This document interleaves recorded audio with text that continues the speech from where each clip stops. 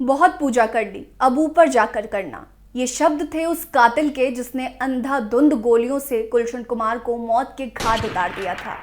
16 round firing और Hindi music industry के लिए काला दिन बन गया 12 अगस्त 1997।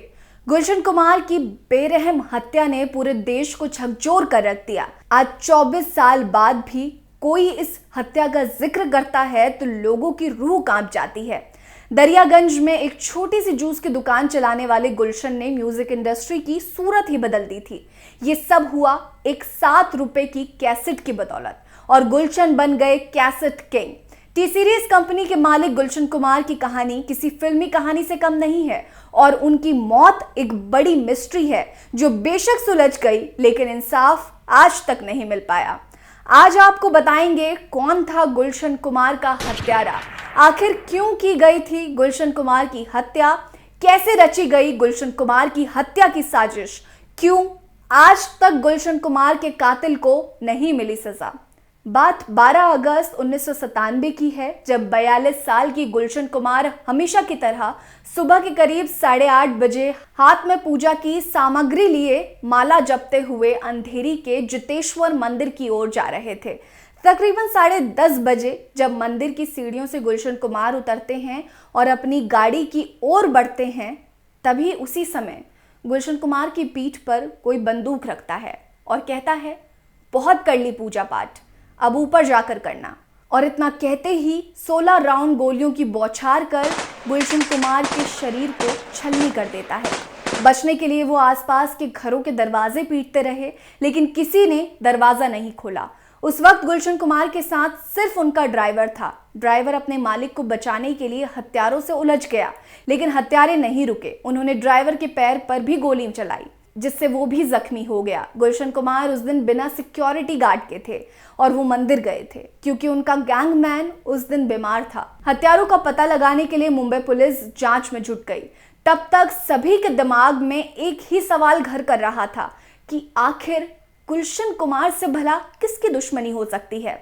फिर सामने आता है फिरौती वाला एंगल और एक ऐसा नाम जिसने सबको हक्का बक्का कर दिया। वो नाम था अंडरवर्ल्ड डॉन दाऊद इब्राहिम के राइट हैंड माने जाने वाले अबू सलेम का। अबू सलेम ने गुलशन कुमार से 10 करोड़ रुपए की फिरौती मांगी थी लेकिन गुलशन कुमार ने फिरौती देने से साफ इनकार कर दिया जिससे अबू सलेम बौखला गया और उसने 2 शार्प शूटरों को गुलशन कुमार की हत्या की सुपारी दे डाली। अबू सलेम के इस प्लान की खबर गुलशन कुमार की हत्या से तकरीबन 5 महीने पहले ही पुलिस को पता चल चुकी थी। वो महीना अप्रैल का था जब पुलिस के पास एक मुखबिर ने महाराष्ट्र के पूर्व डीजीपी राकेश मारिया को इस बारे में खबर दी, जिस पर राकेश ने बताया था, मुझे 12 अप्रैल 1997 को एक खबरी का फोन आया। उसने मुझे बस इतना बताया, सर गुलशन कुमार का विकेट गिरने वाला है। मैंने उस मुखबिर से पूछा कि कौन विकेट लेने वाला है। उसने जवाब दिया, अबू सलेम। सर उसने अपने शूटर के साथ प्लान तैयार किया है। गुलशन कुमार रोज सुबह शिव मंदिर जाते हैं, वहीं पर शूटर उनका खात्मा कर देगा। कई बड़े बड़े नाम इस हत्याकांड में सामने आए जिसने इस केस में भूचाल सा दिया। बात इतनी आगे बढ़ गई कि नदीम सैफी पर हत्यारों को हायर करने का भी इल्जाम लगा। इतनी बदनामी होने के बाद नदीम भारत छोड़ ब्रिटेन चले गए। ऐसे में गुलशन कुमार हत्याकांड मामले में पूछताछ के लिए नदीम को बार बार भारत वापस बुलाने के लिए अपील की गई लेकिन वो नाकाम रहे। उधर नदीम भी लगातार अलग अलग माध्यमों से अपनी बेगुनाही को लेकर आवाज उठाते रहे लेकिन गुलशन कुमार की हत्या के 25 साल बाद भी ये साबित नहीं हो पाया कि नदीम हत्या में शामिल थे या उन पर लगे इल्जाम बेबुनियाद थे। गुलशन कुमार की हत्या में टिप्स इंडस्ट्री के मालिक रमेश तौरानी को भी गिरफ्तार किया गया। कहा जाता है कि रमेश ने ही गुलशन कुमार के हत्यारों को हत्या के लिए उकसाया था। साथ ही पुलिस ने रमेश तौरानी पर आरोप लगाया था कि रमेश ने गुलशन कुमार के हत्यारों को 25 लाख रुपए दिए थे लेकिन पुलिस कोर्ट में रमेश तौरानी के खिलाफ आरोप साबित करने में असफल रही और ऐसे में उन्हें बरी कर दिया गया। 90 के दशक में टिप्स कैसेट्स और गुलशन कुमार की कंपनी टी सीरीज एक दूसरे के बहुत बड़े राइवल हुआ करते थे। 24 साल तक चले गुलशन कुमार के हत्याकांड केस में आखिरकार 1 जुलाई 2021 को फैसला आता है। बॉम्बे हाईकोर्ट ने शूटर अब्दुल रऊफ मर्चेंट और अब्दुल राशिद को उम्र कैद की सजा सुनाई और टिप्स इंडस्ट्री के मालिक रमेश तौरानी को मामले में बरी करने का फैसला बरकरार रखा।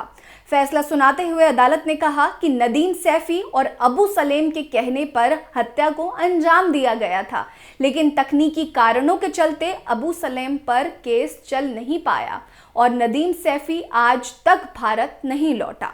इसलिए इस केस में इंसाफ कितना हुआ ये तो नहीं कहा जा सकता, लेकिन इतना जरूर है कि गुलशन कुमार की लेगेसी आज भी जिंदा है। टी सीरीज आज भी संगीत की दुनिया में सबसे बड़ा नाम है, लेकिन ये आज तक नहीं पता चल पाया कि आखिर गुलशन कुमार का विकेट गिराने वाला वो कैप्टन कौन था। ये बात आज तक मिस्ट्री है। खैर, आपको गुलशन कुमार की लेगेसी के बारे में क्या लगता है? वैष्णो देवी में जो रोज उनके नाम का चढ़ावा भंडारा होता है, उस पर आपका क्या विचार है? हमें कमेंट सेक्शन में कमेंट करके जरूर बताइएगा। बने रहिए हमारे साथ। नमस्कार।